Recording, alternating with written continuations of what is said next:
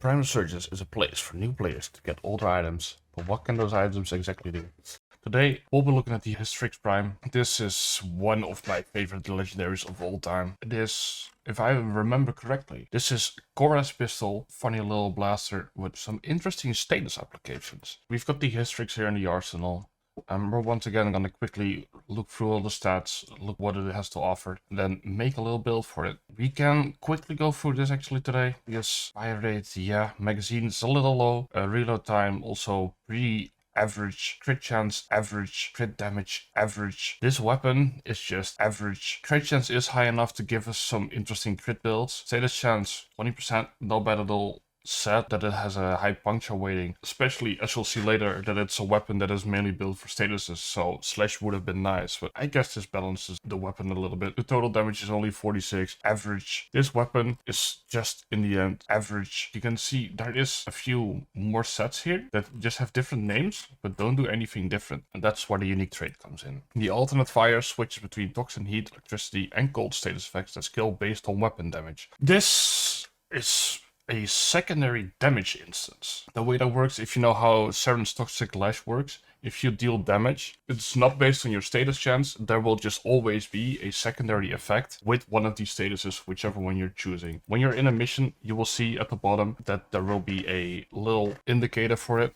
The little indicator will show you which status effect you have chosen at that point in time. You can freely switch them by just pressing Alt Fire. This will just always happen. The interesting part that we will talk about is acuity versus multishot because of this status effect. And I think that's also where we're gonna take a little detour on the build. We'll just start with the basic stats because it is building them already. Like I said, this weapon is average, the stats at least. It's the unique trait that makes it different and interesting to use. Let's start just with some base damage. Don't get me wrong, you can do this in an arcane. I don't like the ramp up. We will always smack on base damage just because that feels nice to use. Now we have two different things we can do. We choose, do we go multi-shot or do we go acuity? Like I said, the crit is pretty good. If you just want an easy to use weapon, your best choice is of course Enervate. This arcane has saved the whole secondary class. Enervate just stacks up your crit chance. It's a flat stack and resets after 6 big critical hits. A big critical hit is an orange, by the way. So we will be using Enervate, and if we use Enervate, we can use Multishot. And since secondaries have 2 Multishot mods, this is very freaking strong to use. With Enervate, you also want some crit damage to stack it up. Well, like I said,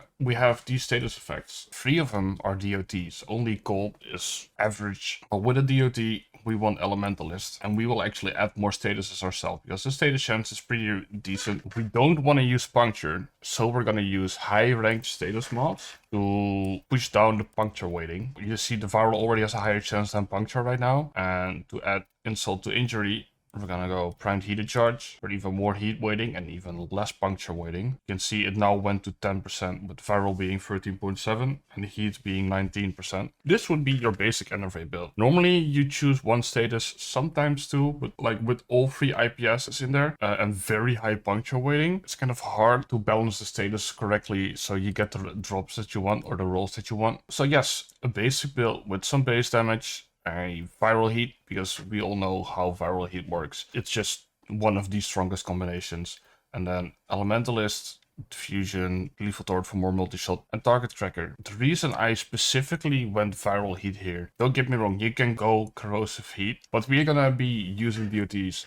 Okay, so we're gonna be using Pistol Elementalist to double up on our status damage, which is why we have viral heat. The viral will boost the heat. But with the unique trait, we can also choose to use Toxin, which funnily enough actually is by base. You can see at the bottom we have Poison Quill active. What now happens, if you shoot a heavy gunner, you can see the Toxin is also there. There's an extra status effect. There's a lot of Toxin of it as well. I will quickly explain why after we have gone to acuity, but you see the power of this tiny little pistol.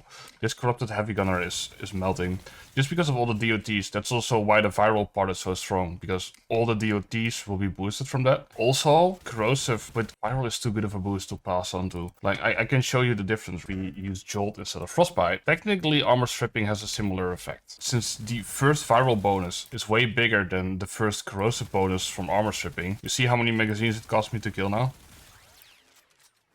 Like, technically you can do this. Technically, corrosive heat is a very strong combination, but that is if you're killing with the weapon and not with the DOTs. That is the big difference between those status combinations. Like, don't get me wrong, please switch it out if you want to switch it out, because viral heat gets boring very quickly, but it is a stronger combination.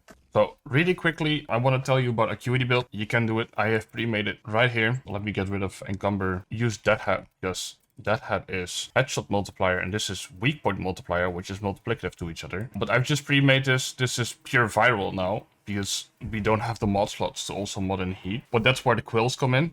So now we'll switch to the fire quill. As you can see, I just pressed alt fire. It now says fire. Now we do have to hit headshots, but the red crits are real.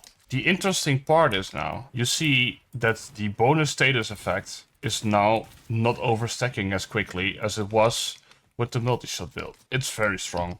It's very, very, very strong. Especially if you like precision shots or like to play Side 9. Stuff like this, very, very good. Or just anything evade, like Harrow. But because of acuity, we don't have multi-shot. This unique trait, it works per damage instance, not per bullet. With multi-shot, you're technically shooting one bullet, but you're proccing multiple damage instances. So every multi-shot hit is also triggering one of the toxin hits. I can show you that by just spawning one in. Let me actually use not the galvanize so you can see it from the start. Technically, the galvanize is better, but if I use barrel diffusion, you'll see I have a 2.8. You will now see that I have more than one toxin proc per shot. There you go. So I actually got 5 statuses with a single shot because I'm modding for multi-shot. 4.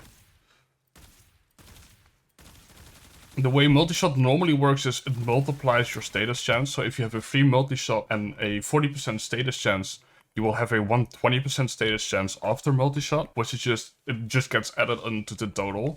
But because the poison quill, or whatever quill you're choosing, is a separate damage instance, every multi-shot is proccing a quill. And that is the very big difference. That's also why I started off with the Innovate build, because the multi-shot just skills his weapon into oblivion. Yes, crits are very good, and crits kill a weapon very high. But 16 bullets just gave me 44 toxin procs. If you still manage to just hit headshots, just get yourself a multiplier on the hat. Kill those DOTs. The enemy just insta-died.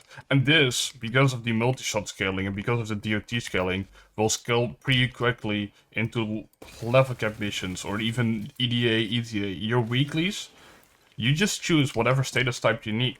So you're fighting, let's say Corpus.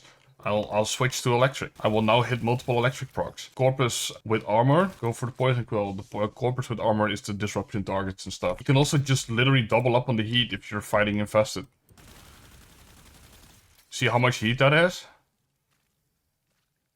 Ta-da! The choices are unlimited now. You can choose to switch per enemy. You can choose to find a strong combination. My favorite combination is just the toxic heat because of the sheer amount of DFTs that's on there. I just like seeing it tick down. You're free to switch around. You're free to switch based on the enemies. Murmur are also weak to electric. So if you're doing EDA, you can actually choose to switch to electric. Look, weak to electric, but resistance to viral. It's not about the viral status effect. We're just boosting the electric with it.